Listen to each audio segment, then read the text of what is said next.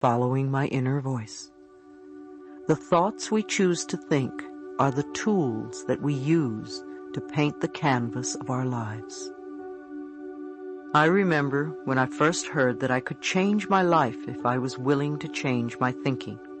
It was quite a revolutionary idea to me. I lived in New York and discovered the Church of Religious Science. Often people confuse the Church of Religious Science, or Science of Mind, which was founded by Ernest Holmes, with the Christian Science Church founded by Mary Baker Eddy. They all reflect New Thought, however they are different philosophies. The Science of Mind has ministers and practitioners who carry on the teachings of the Church of Religious Science. They were the very first people who told me that my thoughts shaped my future. Even though I didn't understand what they meant, this concept touched what I call the inner ding within me, that place of intuition that is referred to as the voice within. Over the years, I've learned to follow it, because when that ding goes yes, even if it seems a crazy choice, I know that it is right for me. So these concepts struck a chord in me. Something said, yes, they are right. And then I began the adventure of learning how to change my thinking. Once I accepted the idea and said yes to it, I went through the hows. I read a lot of books, and my home became like many of yours, filled with masses of spiritual and self-help books. I went to classes for many years, and I explored everything related to the subject. I literally immersed myself in New Thought philosophy, a new way of thinking. It was the first time that I had really studied in my life. Up until then, I didn't believe in anything. My mother was a lapsed Catholic, and my stepfather was an atheist. I had some strange idea that Christians either wore hair shirts or were eaten by lions, and neither appealed to me. I really delved into Science of Mind, because that was an avenue that was open for me at the time, and I found it really wonderful. At first it was sort of easy. I grasped a few concepts, and I started to think and talk a little bit differently. In those days I was a constant complainer and full of self-pity. I just loved to wallow in the pits. I didn't know that I was continually perpetuating more experiences in which to pity myself. But then again, I didn't know any better in those days. Gradually I found that I was no longer complaining quite so much. I started to listen to what I said. I became aware of my self-criticism, and I tried to stop it. I began to babble affirmations without quite knowing what they meant. I started with the easy ones, of course, and a few small changes began to take place. I got the green lights and the parking places, and boy, did I think I was hot stuff. Wow, I thought I knew it all, and I very soon became quite cocky and arrogant and dogmatic in my beliefs. I felt I knew all the answers. In hindsight, it was really my way of feeling safe in this new area. When we start to move away from some of our old rigid beliefs, especially if we've been previously in total control, it can be very scary. It was very frightening for me, so I would grasp onto whatever would make me feel safe. It was a beginning for me, and I still had a long way to go. And I still do. Like most of us, I didn't always find the pathway easy and smooth, because just babbling affirmations didn't work all the time, and I couldn't understand why. I asked myself, what am I doing wrong? See, immediately I blamed myself. Was this one more example of me not being good enough? That was a favorite old belief of mine. At the time, my teacher, Eric Pace, would look at me and refer to the idea of resentment. I didn't have the faintest idea what he was talking about. Resentment? Me? Surely I didn't have any resentments. After all, I was on my pathway. I was spiritually perfect. How little I could see myself then. I continued doing the best I could in my life. I studied metaphysics and spirituality and learned about myself as much as possible. I grasped what I could, and sometimes I applied it. Often we hear a lot of things, and sometimes we grasp them, but we don't always practice them. Time seemed to go by very quickly, and at that point I had been studying science of mind for about 3 years and had just become a practitioner of the church. I began to teach the philosophy, but I wondered why my students seemed to be floundering. I couldn't understand why they were so stuck in their problems. I gave them so much good advice. Why weren't they using it and getting well? It never dawned on me that I was speaking the truth more than I was living it. I was like a parent who tells the child what to do, but then does exactly the opposite.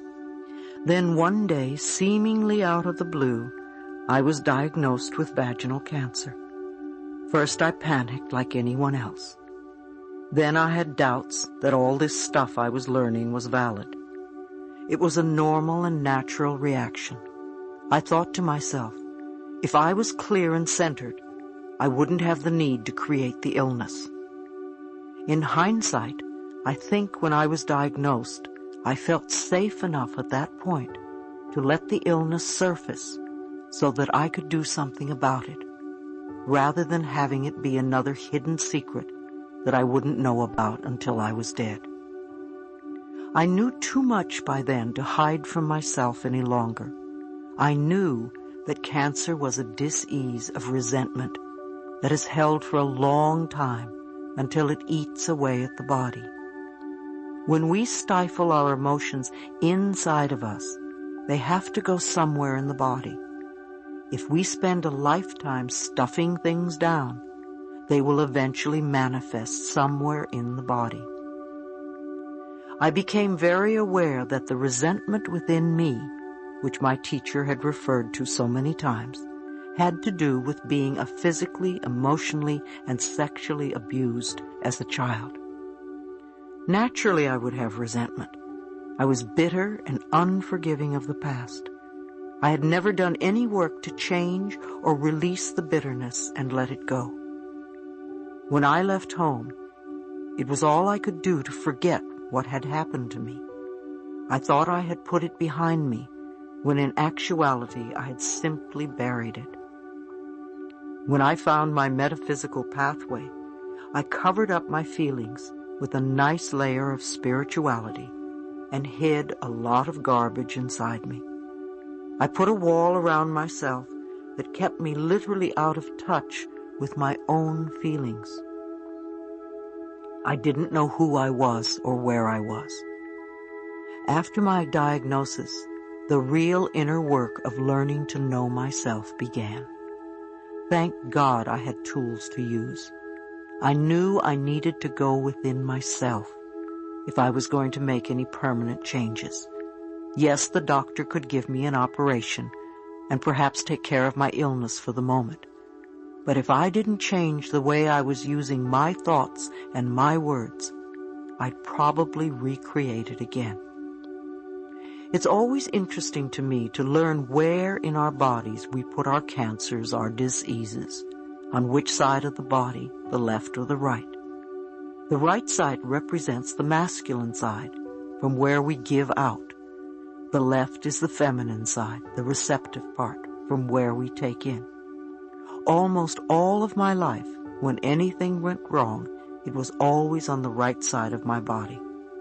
It was where I stored all the resentment towards my stepfather and life. I was no longer content to get green lights and parking places. I knew I had to go much, much deeper. I realized that I was not really progressing in my life the way I wanted to because I hadn't really cleared out this old garbage from childhood, and I wasn't living what I was teaching. I had to recognize the inner child inside me and work with her. My inner child needed help because she was still in great pain. I quickly began a self-healing program in earnest. I concentrated totally on me and did little else. I became very committed to getting well. Some of it was a little weird, yet I did it anyway. After all, this was my life on the line. It became almost a 24-hour-a-day job for the next 6 months. I began reading and studying everything I could find out about alternative ways to heal cancer because I truly believed it could be done. I did a nutritional cleansing program that detoxified my body from all the junk foods I had eaten for years. For months, I seemed to be living on sprouts and pureed asparagus. I know I had more to eat, but that is what I remember the most. I worked with my Science of Mind minister and teacher, Eric Pace, to clear the mental patterns so the cancer wouldn't return. I said affirmations and did visualizations, prayers, and spiritual mind treatments. I did daily sessions in front of a mirror. The most difficult words to say were, "I love you. I really love you." It took a lot of tears and a lot of breathing to get through it. When I did, it was as if I took a quantum leap. I also went to a good psychotherapist who was skilled in helping people express and release their anger. I spent a long period of time beating pillows and screaming. It was wonderful. It felt so good because I had never, ever had permission to do that in my life. I don't know which method worked. Maybe a little bit of everything worked. Most of all, I was really consistent with what I did. I practiced during all my waking hours. I thanked myself before I went to sleep for what I had done during the day. I affirmed that my healing process was taking place in my body while I slept, and that I would awaken in the morning bright and refreshed and feeling good.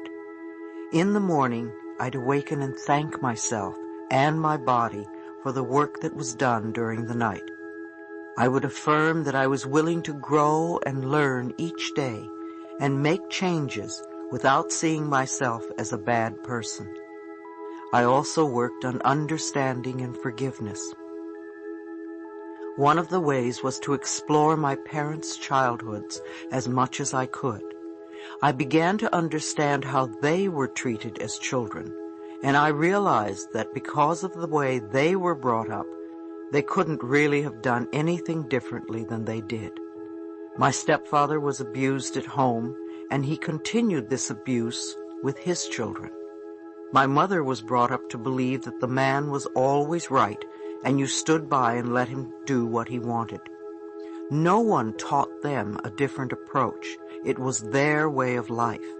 Step by step, my growing understanding of them enabled me to start the forgiveness process. The more I forgave my parents, the more willing I was to forgive myself. Forgiveness of ourselves is enormously important. Many of us do the same damage to the inner child that our parents did to us. We just continue the abuse, and it's very sad. When we were children and the other people mistreated us, we didn't have many options. But when we grow up and we still mistreat the inner child, it's disastrous. As I forgave myself, I began to trust myself. I found that when we don't trust life or other people, it's really because we don't trust ourselves.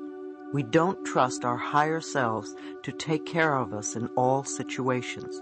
So we say, "I'll never fall in love again because I don't want to get hurt," or "I'll never let this happen again." We are really saying to ourselves, "I don't trust you enough to take good care of me, so I'm going to stay away from everything." Eventually, I began to trust myself enough to take care of me, and I found it easier and easier to love myself once I trusted myself. My body was healing, and my heart was healing. My real spiritual growth had come in such an unexpected way.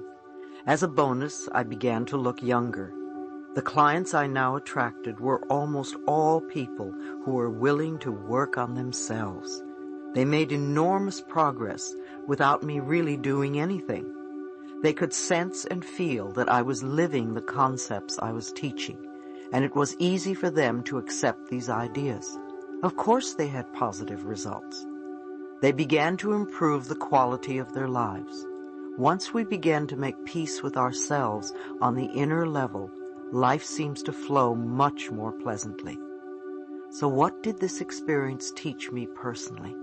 I realized that I had the power to change my life if I was willing to change my thinking and release the patterns that kept me living in the past.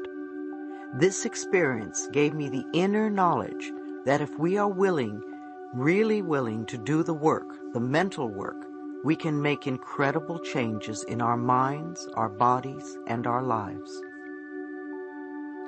No matter where you are in life, no matter what you've contributed to creating, no matter what's happening, you are always doing the best you can with the understanding and awareness and knowledge that you have.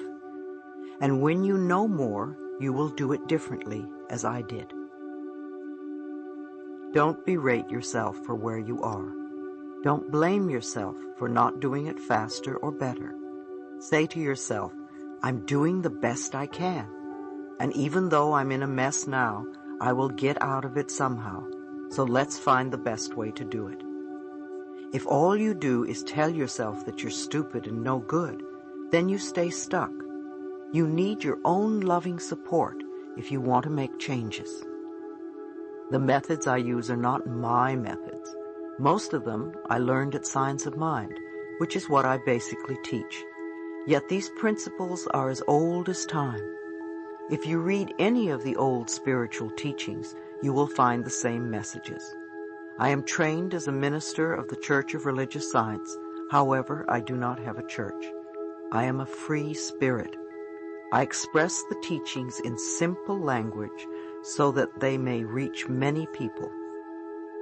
This path is a wonderful way of getting your head together and really understanding what life is all about and how you can use your own mind to take charge of your life. When I started all this over 20 years ago, I had no idea that I would be able to bring hope and help to the number of people that I do today.